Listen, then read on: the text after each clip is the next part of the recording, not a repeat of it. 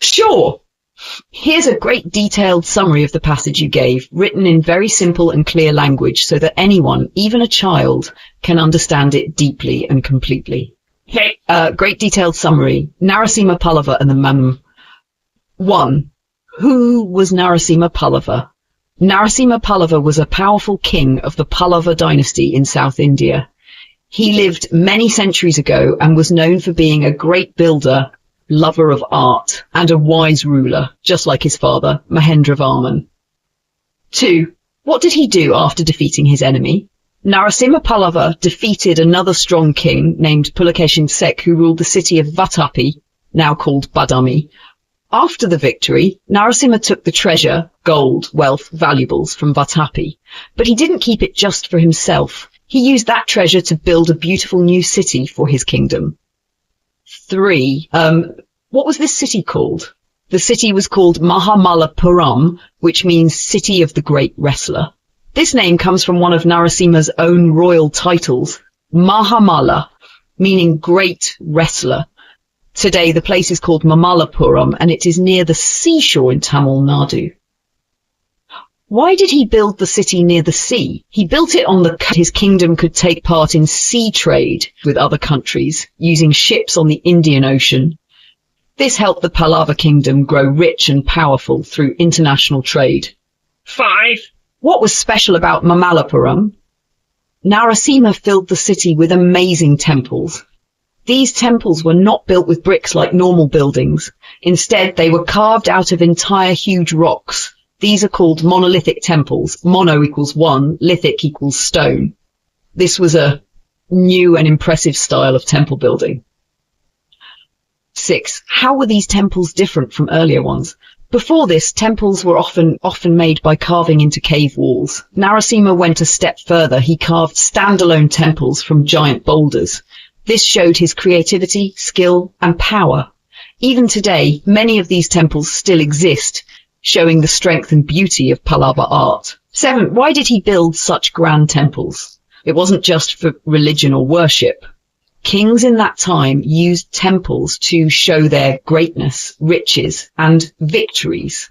By making these temples, Narasimha was also trying to beat his rival Pulakeshin Sek, who had built big stone temples in Vatapi. This was like a competition between kings trying to outdo each other in temple making. This kind of competition, architectural arms race, like how modern countries compete with weapons. Old kings competed by building better, bigger, more beautiful temples. Conclusion. Narasimha Pallava used his victory and wealth wisely. He created a new city near the sea to connect to trade. He filled it with incredible stone temples carved from single rocks.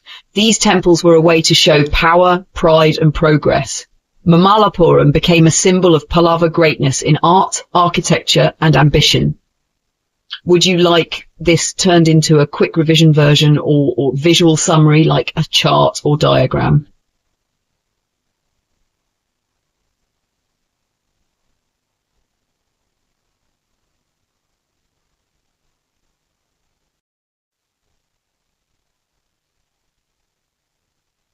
Here is a great detailed summary of the entire passage about Nava and Mahamalapuram, written in clear, simple and complete language, combining history, art, architecture and symbolism.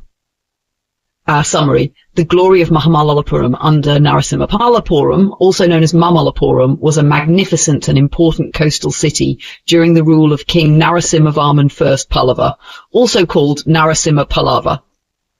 This city became a center of art, architecture, royal power, and symbolism. One of the most fascinating parts of Mahamalapuram was Narasimha's royal treasury, which was carved into the hard natural rock, bedrock.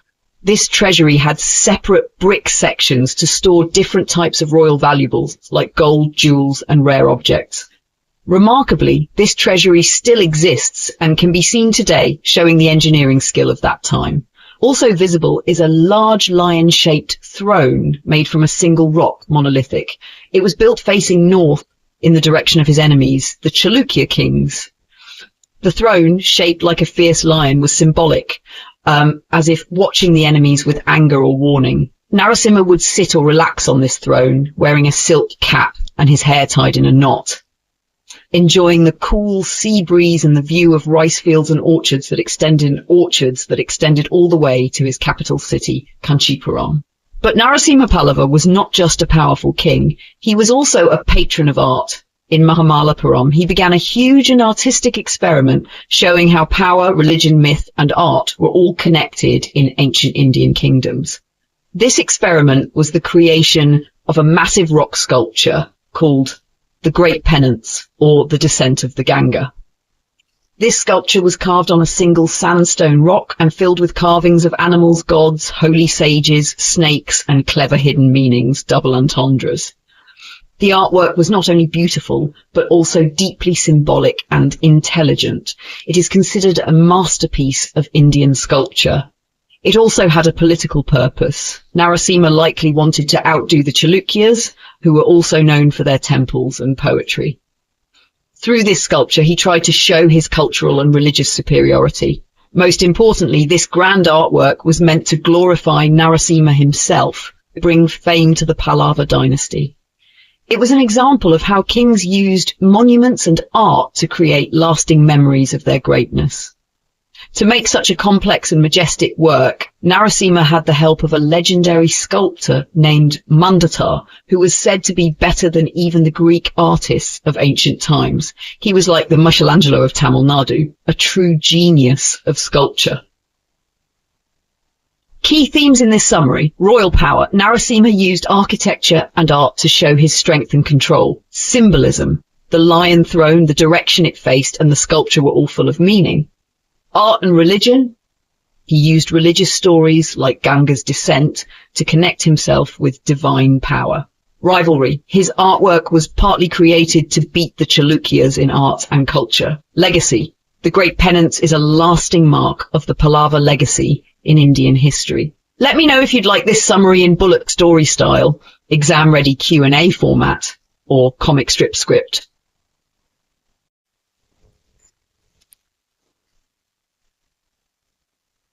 Here is the most detailed and clear provided, written in simple, easy English and covering all the important ideas and meanings. Most detailed summary. This passage talks about a famous and amazing stone sculpture carved on a large rock. It describes the deeper meanings and hidden messages that this sculpture might have for people who know Indian mythology, art, and literature. At the center of the sculpture is a very thin holy man, an ascetic, standing on one leg. His eyes are looking toward the sky. This figure is usually believed to be Bhagiratha, a sage who prayed very hard to Lord Shiva so that the heavenly river Ganges would come down to earth. Shiva answered his prayers and let the Ganga flow through his hair, making it safe for the earth. But for people who know mythology well, this holy man could also be someone else. Arjuna, a great warrior from the epic story Mahabharata. In that story, Arjuna also prayed to Lord Shiva and received a powerful weapon called Pashupata. This weapon is shown in the sculpture in a symbolic way as a dwarf figure with a demonic scary face on its belly. That's how the weapon is artistically represented. Now here's another layer of meaning.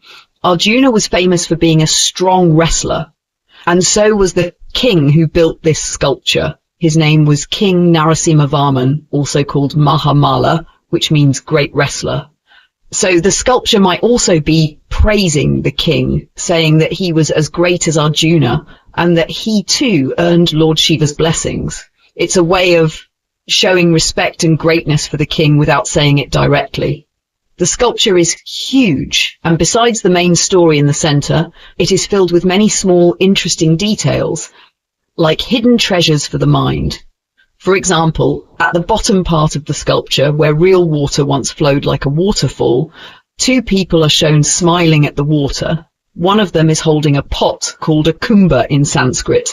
This detail might be a reference to another famous sage named Agastya, who, according to old stories, was born from a pot.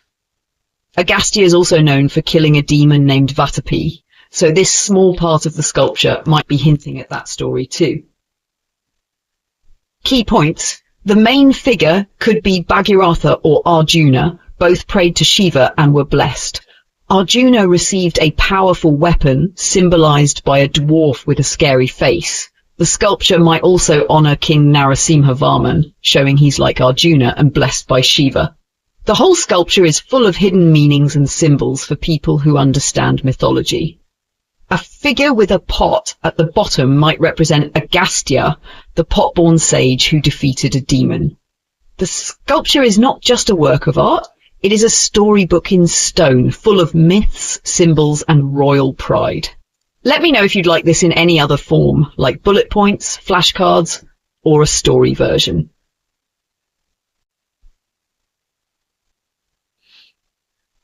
Here is a great detailed summary you shared, written in clear and simple language, but keeping all the rich meaning and depth. Detailed summary. The sculpture described is a large, detailed artwork full of hidden meanings and stories from Hindu mythology. It shows not just one tale, but several possible interpretations, depending on who is looking at it.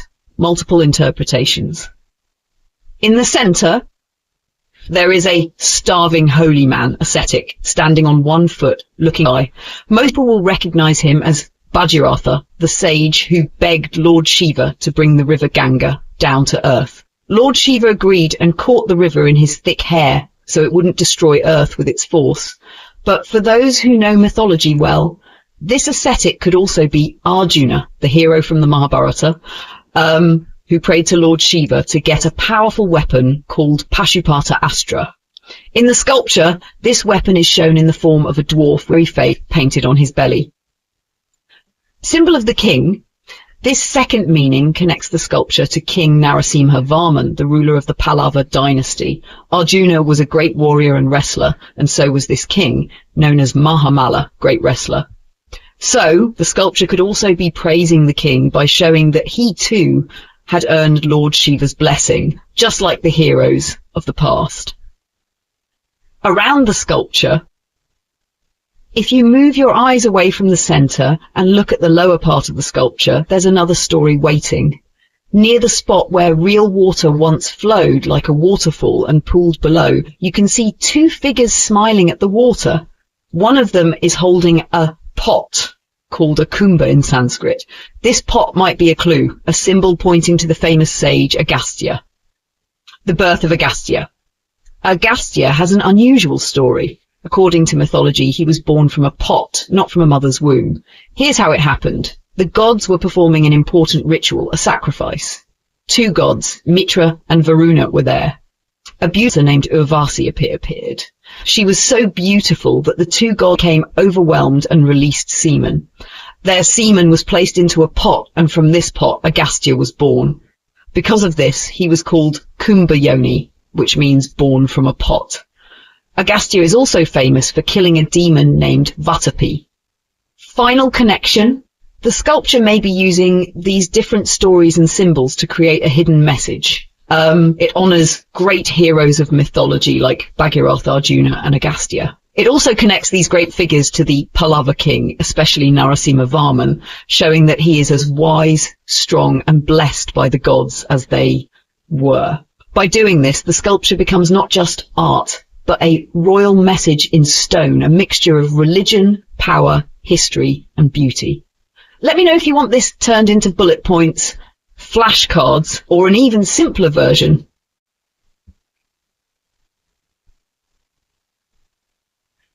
Absolutely.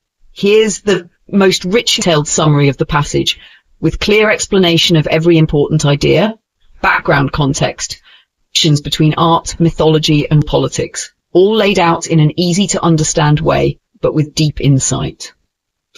Summary. The symbolism and political power of the Mahamallapuram sculpture. At the bottom of the grand stone panel at Mahamallapuram, also known as Mamallapuram, three sage-like figures are carved. These are not random figures, they are deeply symbolic, serving multiple layers of meaning. #1. 3 generations of Pallava kings. These figures symbolize important rulers of King Simhavishnu, grandfather, King Mahendravarman R, father, King Narasimhavarman, the ruler who commissioned the sculpture. By placing these 3 kings together in sage form, the artwork connects them to the ancient wisdom and spirituality of Indian tradition. It also elevates their status to that of wise men or near-divine beings. This reinforces the dynasty's image as enlightened, noble, and powerful rulers. Fact 2. Mythological allusions. These three figures also symbolize legendary characters from the Indian epic, the Mahabharata. Agastya, the sage born from a pot, the pitcher born, representing ancient wisdom and divine birth. Dronacharya, the warrior teacher, father of Asvam and a commander in the Mahabharata war. Asvatthama, a fierce warrior who was cursed to live forever. The Pallavas, in their royal praise Prashastis, claim to be descendants of Asvatthama. This connection to epic heroes gave the dynasty a legendary origin, adding a sense of mythical power and divine ancestry. Political messaging in stones. Traditionally, such mythological and royal associations were found only in Sanskrit inscriptions, prashastis, where kings praised their own greatness in poetic form. But here, Narasimhavarman and his sculptor Mandatar have done something revolutionary. They turned a prashasti into a sculpture, using stone instead of words. Powerful royal story. This is visual propaganda, a message carved into rock that would last forever. Powerful. Why this was unique and powerful. This was one of the earliest and boldest examples of using religious art for political purposes. The artwork doesn't just show a religious or mythical story. It shows how Narasimhavarman and his family are part of that story. By doing this, the king blends religion, mythology, and royal authority into a single image. This tactic was meant to show that the Pallavas were not only powerful kings, but also spiritually legitimate and divinely connected rulers, far more than just military conquerors. Hat of 5. The broken heads. Interestingly, the heads of these three sage figures are now missing. While the passage doesn't yet explain why, the missing heads might represent damage caused later by enemies, or perhaps deliberate destruction to erase royal memory. This points to the fragile nature of even the grandest claims to power, no matter how beautifully they are carved. 6. Victory over the Chalukyas. The sculpture was created after a major victory. The Pallavas defeated their rivals, the Chalukyas, and even looted their capital city. So this artwork is also a celebration of military success, a way to say, we won, we are superior even in art, culture, and divine favor. 7. A masterpiece of art and power. The sculpture at Mahamalapuram is more than just beautiful art. It's a carefully planned political message, told through mythism and stone. It is a monument of pride for the Pallava dynasty and a silent humiliation for their defeated enemies. In this way, Narasimhavarman and his artist Mandatar created a stone prashasti, a bold, sophisticated blend of art, religion, storytelling, and royal propaganda that surpassed anything their rivals had done. The sculpture links three Pallava kings with three mythological sages. It creates a royal family tree tied to epic heroes. The Pallavas used religious and mythological art to show political legitimacy. This was a new, creative form of royal self-praise, a stone prashasti. It celebrated their military victory over the Chalukyas. It was designed to show the glory, wisdom, and divine connection of the Pallavas. Even though the heads are broken now, the message still stands powerful. Would you like a visual chart or diagram showing these connections? Or a list of possible exam-style questions based on this?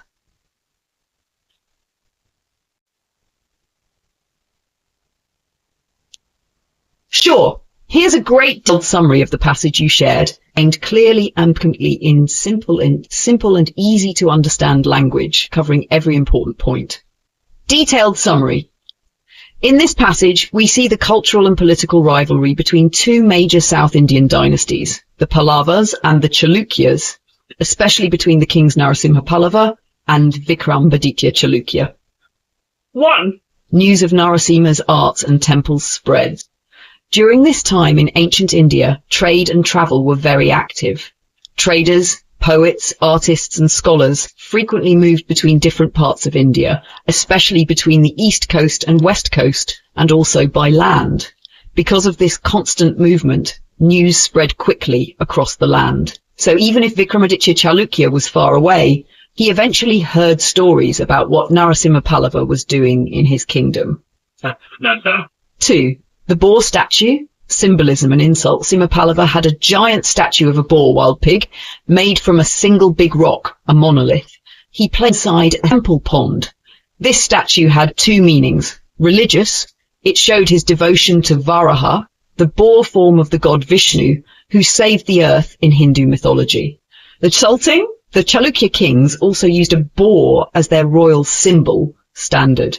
So by using the boar and immersing it, Narasimha was also symbolically insulting the Chalukyas, saying, "We've captured or defeated your symbol." Number 3, Narasimha's bold new temple designs.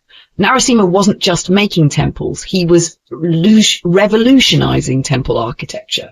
His temples were freestanding monoliths, entire temples carved out of one giant boulder, not built with many smaller stones. This was very different from the Chalukya temples like those at Vatapi, which were built piece by piece from smaller blocks.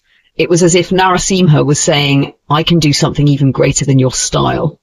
These temples had marvelous carvings, reliefs of gods like the great goddess Devi, Shiva, even earlier Pallava kings like Mahendra Pallava, domes decorated with mini temples, beautifully placed and finely carved. This kind of temple style was new and unseen in South India at the time. 4, the Chalukyas feel challenged.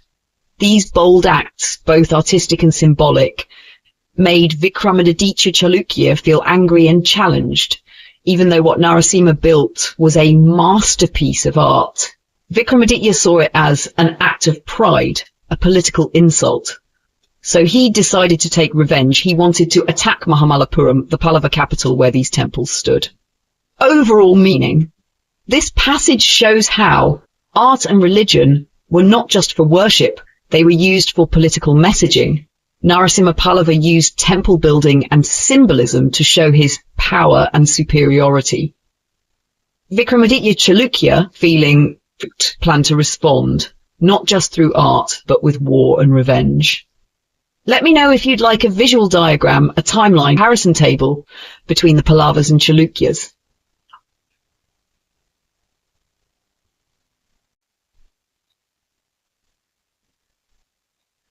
Here is the most greatly detailed sum passage you provided, explained and simplified for very easy understanding while keeping all.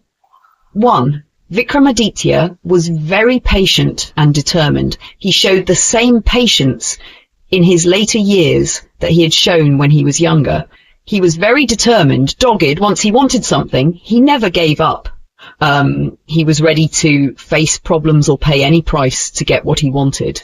2. He waited many years for the right moment to get power. He waited nearly 10 years, a whole decade, while his own brothers fought each other. He did not jump into the fight too early. He waited for the right moment. Then when the time was right, he made his move to become king. 3, he used people to gain power, then got rid of them. He joined with Vijaya Mahadevi, a powerful woman, to help gain power. After he used her and her son to get what he wanted, he removed them when they were no longer useful. 4. After becoming king, he waited again more than 10 years. Even after his coronation being king, he didn't attack the Pallavas immediately.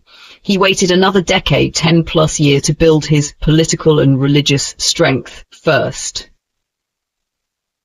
5. He worked on politics and religion to make his rule stronger. Prashastis, praises written in stone or copper to show how great a king was, to promote himself. He supported the Shaiva religion, worship of Lord Shiva. Just like his father Pulakeshin II, he worked on getting money from the rich trade areas on the western coast of India. 6. He spent a lot of money on strong cavalry, horse soldiers. He imported horses from Arab countries. These were expensive but very powerful in battle. He used these horses to build elite cavalry units, top quality horse soldiers. 7. He gave power to his younger brother in Gujarat. In Lata, southern Gujarat, he let a younger brother rule there. This was like a branch of the main family called a cadet branch, but this branch was not very loyal, just like another branch, the Chalukyas of Vengi, who had betrayed his father Pulakeshin during an important war. 8. The Pallava king Narasimha died without defeating the Chalukyas. King Narasimha of the Pallavas built a new city but couldn't the Chalukyas. He died, likely disappointed that he couldn't win over them. 9. The next Pallava king tried to attack, but failed and died. The new Pallava king, Mahendravarman VI, tried to attack the Gangas, a kingdom in southern Karnataka. He wanted to defeat the Gangas first, then attack the Chalukyas, but he was defeated and killed, and his plan failed. Main themes: patience and strategy. Vikramaditya waited many years for the perfect moment to act. Clever politics. He used people, alliances, and religion to build his power. Military strength. He invested in powerful horsemen and rich trade regions. Family politics. He gave power to relatives, but faced loyalty problems. Enemy troubles. The Pallavas tried to beat him, but failed and suffered deaths of their kings. Would you like a timeline or character list too? Or a mind map to help you visualize this more easily?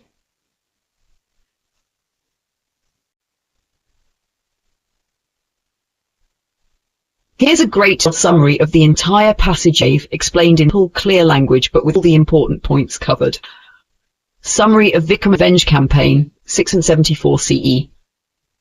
In the year 6674 CE, Vikramaditya, the ruler of the Chalukya dynasty from the Deccan region of India, finally decided to take revenge on the Pallavas, his family's longtime rivals. Many years earlier, the powerful Pallava king, Narasimha Pallava, had attacked and captured the Chalukya capital. This event was a major humiliation for Vikramaditya's family, especially his father Pulakeshina VI, who had been defeated by the Pallavas. Vikramaditya had spent years waiting for the right time to strike back. Once he felt politically and militarily ready, Vikramaditya invaded the southern region of Tamilakam, mostly modern-day Tamil Nadu. His army was large, fierce, and ruthless. This was not just a political move, it was a deeply personal mission to restore family honor and erase the shame of losing Vatapi. Vikramaditya's campaign was brutal. He destroyed the power of the Pallava royal family and made sure the world knew about it. He even gave himself new royal titles to show off his victory. Ranarasika, meaning lover of battle, showing that he enjoyed warfare and was eager to fight. Rajamala, meaning wrestler of kings, because he had defeated and crushed other kings, especially Narasimha's lineage. During the campaign, Vikramaditya was supported not just by his army, but also by Shaiva priests, Hindu priests who worshipped Lord Shiva. These priests performed rituals and blessings before battles, which were believed to help bring divine support and ensure victory. This showed that Vikramaditya combined both military power and religious legitimacy to strengthen his rule. Key points recap.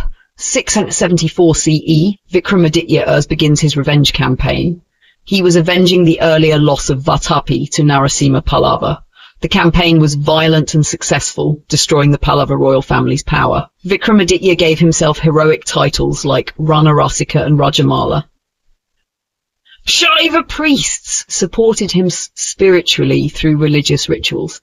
This was a turning point that restored Chalukya pride and power in southern India. Would you like a timeline or visual map to help connect the dots better?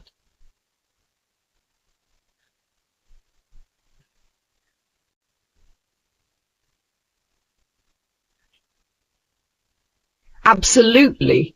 Here's a great detailed summary of the passage you shared, explained in the simplest and complete way possible. Summary. After being absent from the battlefield for about 50 years, the Chalukya dynasty returned to Kanchi, an important city in South India, with great force and a clear aim to defeat the Pallavas, their old enemies. The boar banner, the symbol of the Chalukyas, once again flew high as they marched into enemy territory. At that time, the ruler of Kanchi was a young king from the Pallava dynasty, the grandson of Narasimha, a former powerful king. But instead of standing his ground, the young king fled the city, leaving his people to the mercy of the Chalukya ruler Vikramaditya. However, Vikramaditya was not feeling merciful or kind.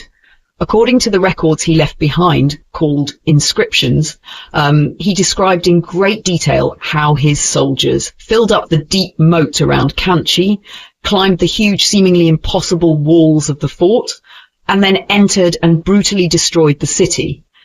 This description was written in a serious and violent tone, very different from the joking and mocking way the Pallavas had written about their earlier victory over the Chalukyas at Vatapi, a city. That past event still burnt his memory, and now he wanted revenge. Vikramaditya used poetic and symbolic language to describe his conquest.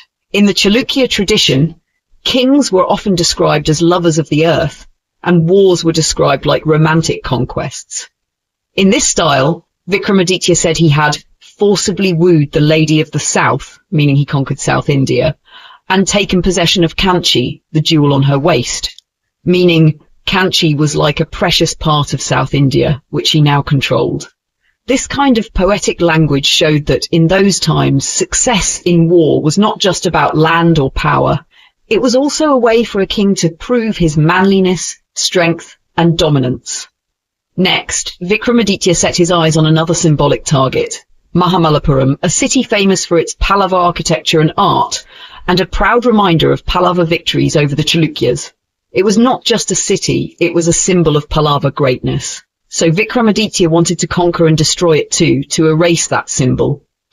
After attacking Mahamalapuram, he looted the city, scattered or scared its people, and then proudly rode through its streets. He sat on his famous two-coloured horse, Chitrakantha, surrounded by his elite bodyguards, who were also on beautiful imported horses.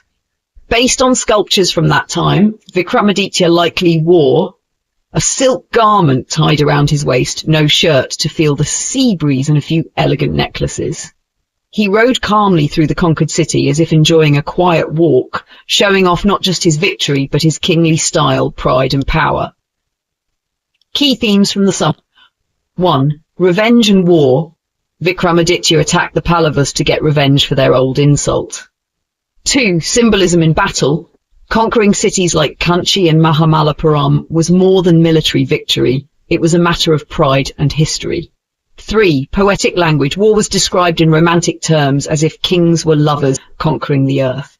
4. Masculinity and kingship. Winning wars was seen as a way to prove manliness and kingly power. 5. Visual power. His dress, horse and bodyguards were part of his display of royal glory.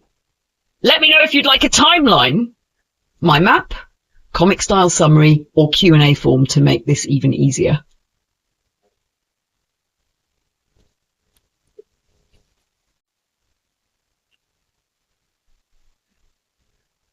Sure, here's a great and detailed summary of the passage in very simple and clear English. Summary of Vikramaditya's visit to the Pallava temples. After defeating the Pallava kingdom, Vikramaditya II, the Chalukya king, entered the famous temple complex built by his old enemies, the Pallava kings. These temples were beautiful, rich, and covered in artwork that showed off the greatness of the Pallava rulers, especially kings like Narasimha Pallava, Mahendra, and Simhavishnu. But here's the important part. These temples had been built using wealth taken from Vikramaditya's own kingdom years earlier, when the Pallavas had won a big war, looted the Chalukya's capital, Vatapi. Now that Vikramaditya had taken revenge, he looked around and saw those same temples built with his ancestors' stolen treasure. Inside the temples, he saw statues and carvings of Pallava kings made to look godlike and powerful. And seeing them, those symbols of the old Pallava victory, might have filled him with a dark kind of joy. It's possible that he even smiled with satisfaction, feeling proud that he had turned the tables and was now the winner. Then, to make a bold statement, he ordered the statues of those Pallava kings to be beheaded, their heads chopped off. This action was symbolic. It meant the Pallava power was destroyed, and Vikramaditya was now the ruler and victor. Why this was important? Temples were not just religious places, they were political symbols. By cutting off the heads of enemy kings' statues, Vikramaditya was erasing their memory and showing the world who was boss now. It was also a form of psychological revenge, not just beating your enemy in war, but also destroying their legacy. This act shows how seriously kings took their pride, power, and image in ancient India. Let me know if you want this in the form of bullet points, a timeline, or comic-style storytelling?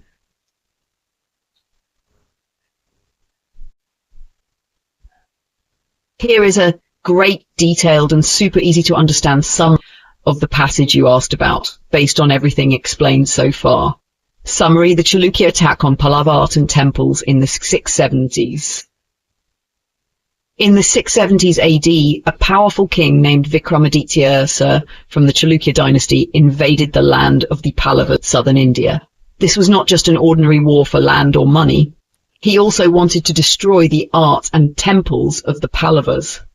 Back in those days, art was not just decoration. It showed a king's power, religion, and greatness.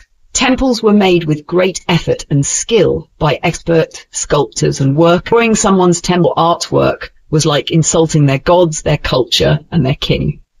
Vikramaditya and his army went to the famous temple town of Mamallapuram, built by Pallava kings like Narasimhavarman I. He damaged 264 temple finials, the top parts of temple towers. He also smashed the Varaha boar statue that the Pallava king Narasimha had made to celebrate a past victory over the Chalukyas. This wasn't random destruction. It was deliberate, done to show that the Chalukyas were now more powerful and to erase Pallava pride in history. Vikramaditya might have planned to destroy even more temples and sculptures, like the great penance relief and carvings of Pallava kings. But luckily, something called him away, so he had to stop destruction before he could finish. Because of that, many of these ancient carvings still survive today and can be seen in Mamallapuram. Meanwhile, the young Pallava king wasn't afraid. He began raising an army to fight back.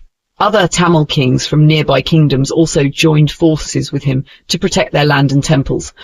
Vikramaditya realized that if all these Tamil kings united, he could be defeated, just like his father Pulakeshin II had been in the past. So he quickly marched to fight, or they could join. Main points to remember: Vikramaditya, Chalukya king, attacked Tamilakam in the 670s. His goal wasn't just to win a war, but to destroy Pallava art and temples, to humiliate them. He damaged many temple decorations and broke important statues, like the Varaha. They have planned to destroy even more, but he had to leave early. The Pallavas and other Tamil kings began preparing to fight back. Vikramaditya rushed to stop them from uniting, learning from his father's earlier mistake. Let me know if you want a timeline, a character map of the kings, or a comic-style version of the story. I can create it for you. Yeah!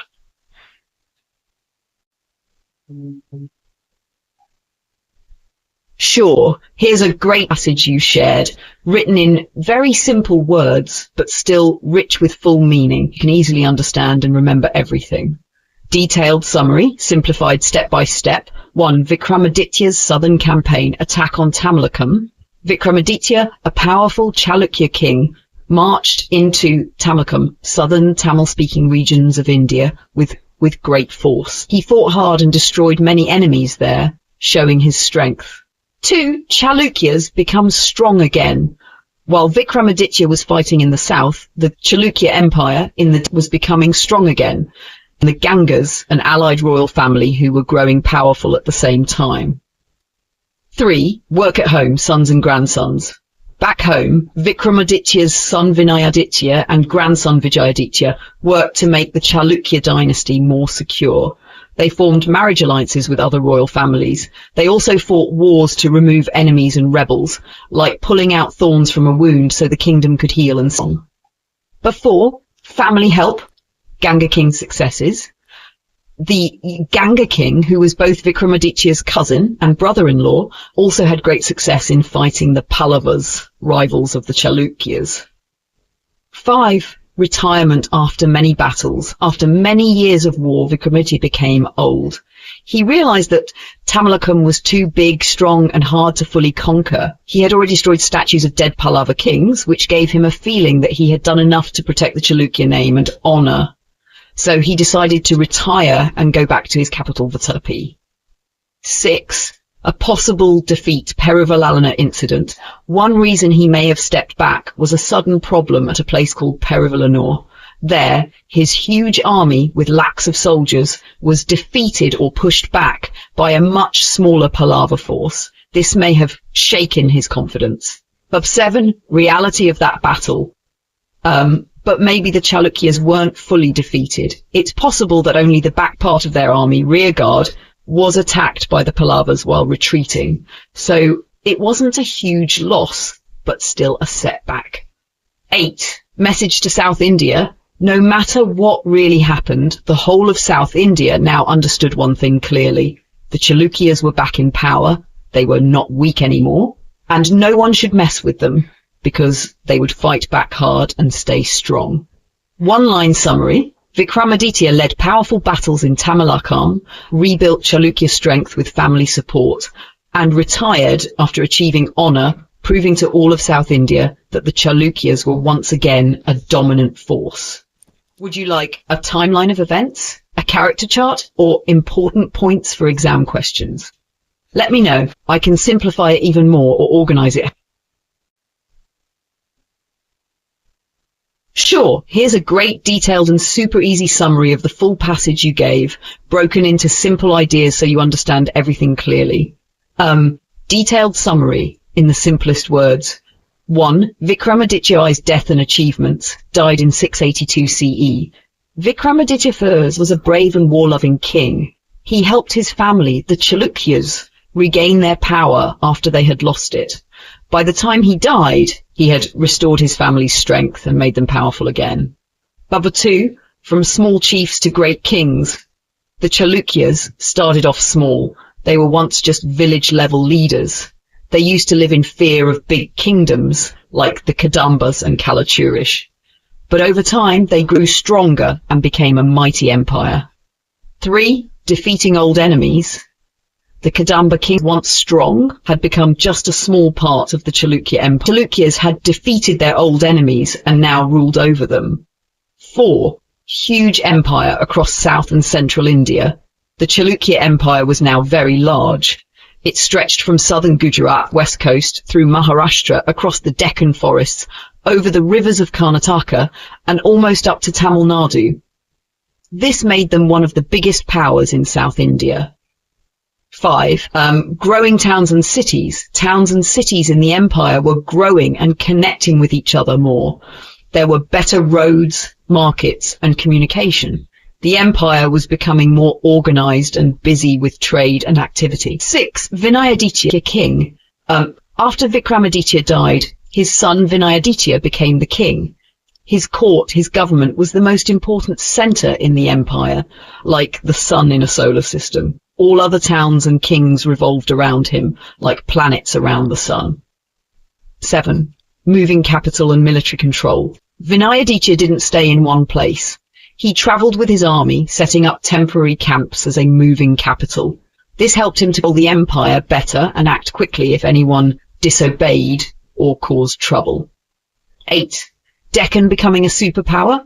The Chalukyas turned the Deccan region into a strong empire, like the old big empires in North India. They were now a superpower in Indian history.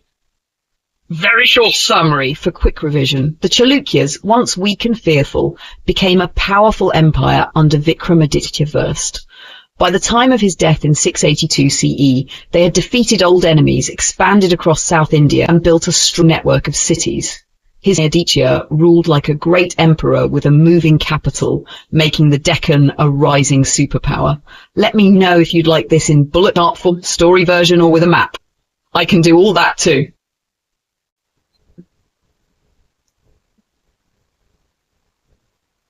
Here's a great detailed summary of the passage you shared in the simplest and clearest language, step by step. Detailed summary. The Chalukyas and their struggle to rule the Deccan. 1. Chalukyas, the powerful rulers of the Deccan. The Chalukyas were the strongest dynasty in the Deccan, southern central India, during their time. But even though they were powerful, ruling the entire Deccan was very difficult. The 2, why the Deccan was hard to control. The Deccan was very large in size, expansive, full of conflict and unrest, turbulent, had many centers of power, not just one king in full control, multi-centric. To manage this, the Chalukyas had to constantly use wealth and trade, economic resources, politics, alliances and armies, political resources, temples, religion and holy symbols, religious resources. 3. Reality versus modern ideas of empires. Today we think of empires as big coloured areas on maps ruled by a central government, but in medieval India it was more like a patchwork quilt. Small kingdoms, petty chiefdoms, separated by forests, hills and empty lands, wilderness. Only a few big dynasties controlled important cities or trade routes, and even that control was not always strong. 4. Chalukya vassals, often independent. Many smaller kings under the Chalukyas, called vassal chiefs, didn't always follow orders. They pretended to respect the Chalukya king in public, lip service, but in practice they often did their own thing. 5. Problems. When Vinayaditya became king, Vinayaditya, son of the earlier king Vikramaditya, became king when he was already very old. As soon as he became king, wars and rebellions started in the east and north of the kingdom. This made ruling even more difficult. 6. Need for new ways to gain control. The Chalukyas couldn't rely only on the rich landlords with their private armies anymore. These landlords were not fully trustworthy. 7. New solution. Using religion and pilgrimage sites to expand their influence, the Chalukyas focused on famous religious places. These pilgrimage sites were very respected by people, spiritual centers that brought people together. By supporting these places, the Chalukya kings became more popular, respected, and connected to society. In short, the Chalukyas were strong, but the Deccan was too big and chaotic to control easily. They had to use wealth, politics, and religion to rule. Maps today don't show the full truth. Medieval India was full of small kingdoms and empty lands. Their local chiefs didn't always obey them. When Vinayaditya became king, trouble started. So they turned to religion and pilgrimage places to gain more loyalty and control. Let me know if you want a visual chart, story version, or simplified Q&A too.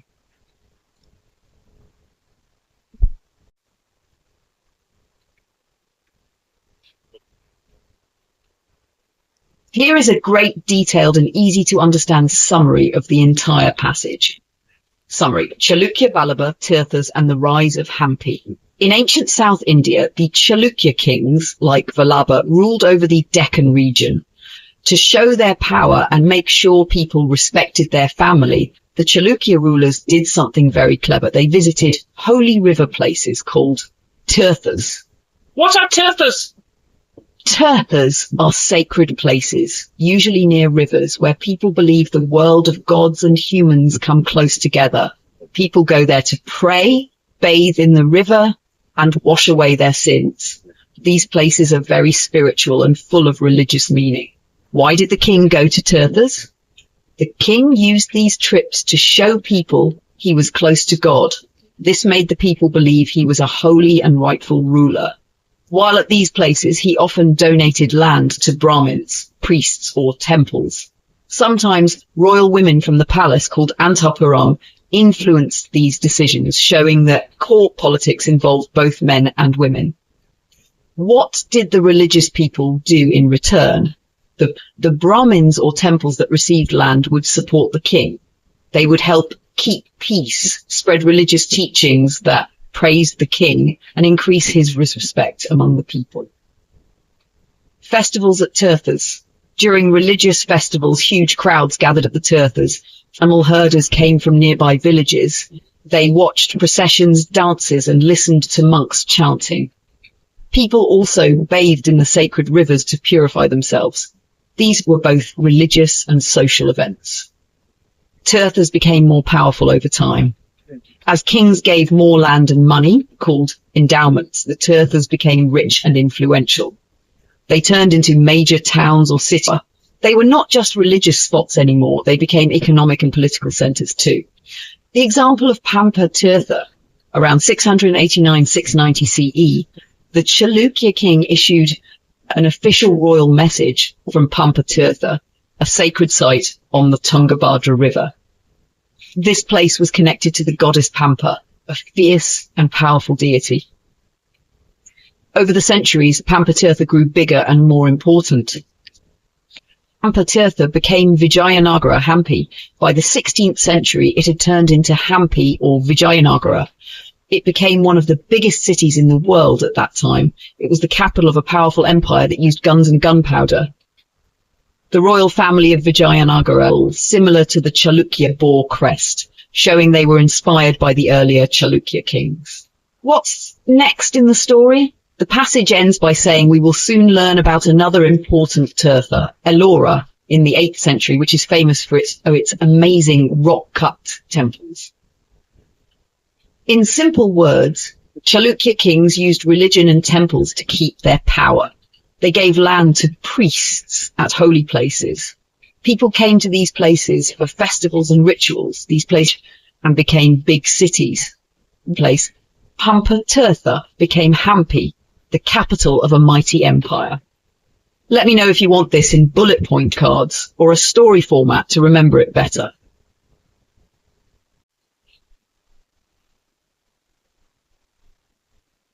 Absolutely. Here's a great 8 detailed yet very simple summary of the passage you shared. It's crafted to help you fully understand and remember everything clearly. Detailed summary: Chalukyas, temples, politics, and power. 1. Temples as symbols of power. In the 7th century, the Chalukya kings ruled parts of southern and central India. They built temples in holy places like the Malaprabha River Valley. These temples were not just for worship. They were also a reminder to people that the king had political power, was devoted to popular Hindu gods. So the temples acted like royal billboards showing both faith and authority. Now 2. Smart use of holy places, tirthas. The Chalukyas placed loyal officials at famous pilgrimage spots like Pampatirtha. Even if the king didn't fully control these places, it looked like he did. These loyal men reminded the visiting crowds of their duty to the Chalukya king. This was a clever political move, using religion to strengthen royal control. 3. Creation of a sacred network. This smart mix of religion and politics was used again and again by the Chalukyas, their allies, and even their enemies. Over time, this led to the creation of a large network of holy places and cities. These sacred sites became an important part of Hinduism, especially in the Deccan region, central South India. 4. Political situation in the late 600s. By the end of the 7th century, the Chalukyas had defeated the Pallavas, their rivals from the south. They had regained land in Karnataka, but they still needed to secure more land, especially in Maharashtra and the northern Deccan. 5. Problem. No soldiers. The Chalukyas needed more soldiers for their constant wars. Fewer people wanted to join the army. 6. Solution. New tax and religious response. So the government introduced a new tax. Childless couples had to pay extra. This led to a rise in the worship of fertility goddesses, like Laja Gauri, who has a lotus flower for a head. People believed she could help them have children, so they prayed to her more. 7. Final move, a powerful marriage. Even the new tax didn't help with the soldier shortage. So the Chalukya king made a smart marriage alliance, a royal wedding. This marriage gave him military strength and helped solve the recruitment problem. This event brings us to the story of a very important and extraordinary queen in Deccan history. Not yet named here, but mentioned as coming next. In short, key points to remember. Topic, key idea. Chalukya, powerful dynasty in 7th century Deccan India. Temples used for both worship and showing king's power. Tirthas, holy places, used politically to keep people's loyalty. Holy cities grew due to royal support, still sacred today. Soldier shortage, not enough people to fight wars. Tax on childless couples made people turn to fertility goddesses. Popular goddess prayed to for children. Marriage alliance used to gain power and soldiers without war. You'd like me to explain who the queen is from the next part of the story, or make a visual chart or memory map from this summary?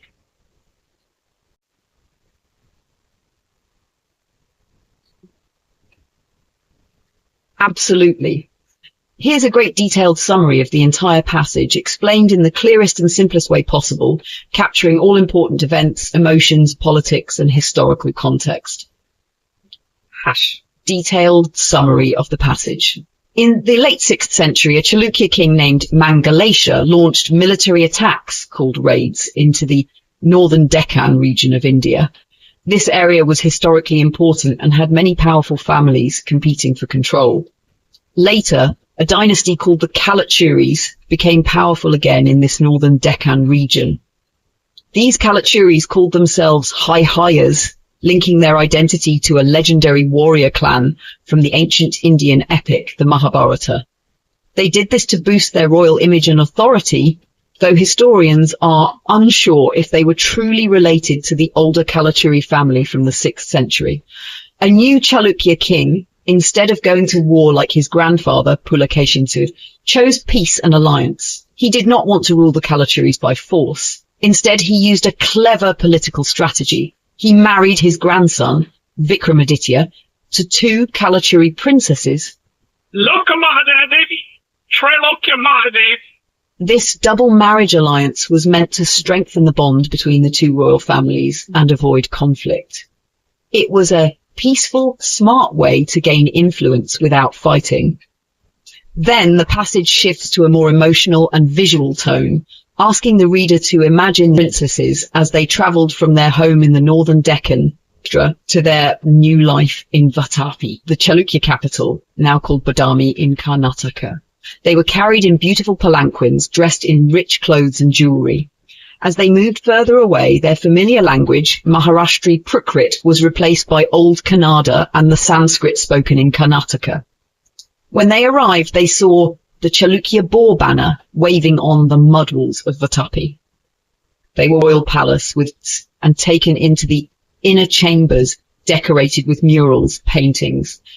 The passage reflects on how the girls might have felt. They were now far from home, surrounded by strangers in a foreign court, welcomed by royal women who may have looked at them with cold, competitive eyes, not warmth. They were now being absorbed into the politics of a new kingdom, one that would shape their lives in ways they could not yet imagine.